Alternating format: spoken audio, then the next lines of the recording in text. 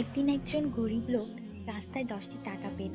সে ভাবতে লাগলো, এই 10 টাকায় কি কেনা যাবে। সারাদিন এই 10টি টাকার চিন্তায় সে সময় নষ্ট করে ফেলল। পরে সেই 10 টাকা ফেলে দিল।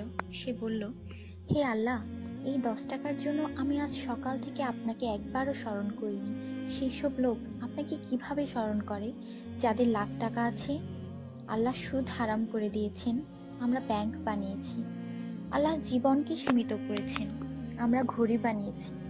আল্লাহ পর্দার হুকুম দিয়েছেন, আমরা টিভি, ডিভিডি, ডিশ দিয়ে বেহায়ামি সর্বসাধারণের জন্য করে দিয়েছি। আল্লাহ বলেন, কোরআনে তোমাদের সফলতা, আমরা অক্সফোর্ডের বইকে সফলতা বানিয়ে নিয়েছি।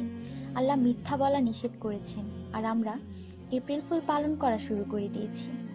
আল্লাহ বৃদ্ধ বয়সে মা বাবার সেবা করতে বলেছেন, আমরা বৃদ্ধাশ্রম বানিয়ে ফেলেছি। আজ মুসলমান এই জন্য দুশ্চিন্তায় যে যাকে খুশি করার তাকেই তো রাগিয়ে ফেলেছি।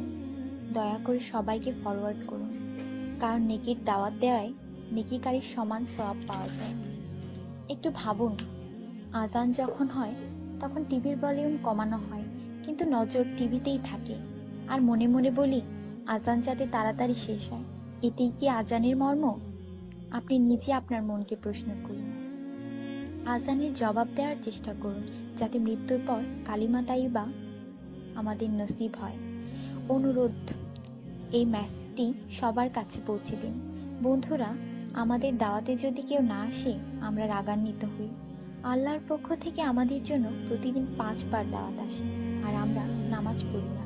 তাতে কি আল্লাহ আমাদের উপর রাগান্বিত হন না? এটি শুধু মেসেজ না, বাস্তবতা।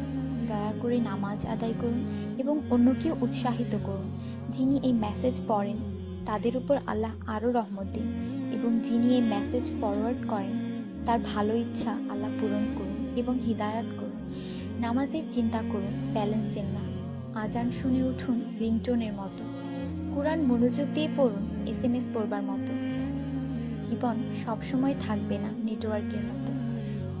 নামাজ ত্যাগ করা মানে আল্লাহকে রাগান্বিত করা। ফজর 6 মিনিট, জোহর 15 মিনিট, আসর 8 মিনিট, মাগরিব 10 মিনিট, এশা 18 মিনিট, মোট 57 মিনিট। 80% লোক এই মেসেজ ফরওয়ার্ড করে না।